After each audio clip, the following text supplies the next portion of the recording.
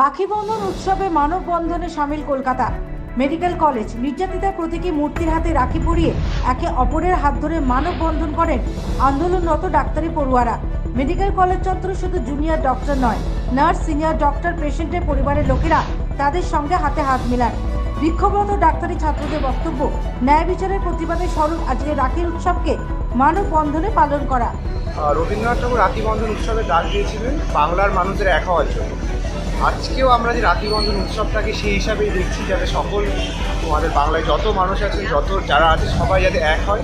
কারণে এক হয় আমাদের যে অভয়া যাতে বিচার পায়। আরও যেটা সবথেকে বড় কথা, আজকে মানববন্ধনটা আমরা এই জন্য করছি, এক অভয়াকে তো আমরা বাঁচাতে পারিনি, বাকি অভয়া যাতে এইভাবে অন্যায় অত্যাচারে পীড়িত না হয় সেই হিসাবেই আজকে আমাদের মানববন্ধন এবং আমাদের অঙ্গীকার যে বাকি যাতে কোনো অভয়ার আর কখনো এইভাবে নির্মমভাবে নির্যাতিত না হতে পারে। Bureau report, the United India news.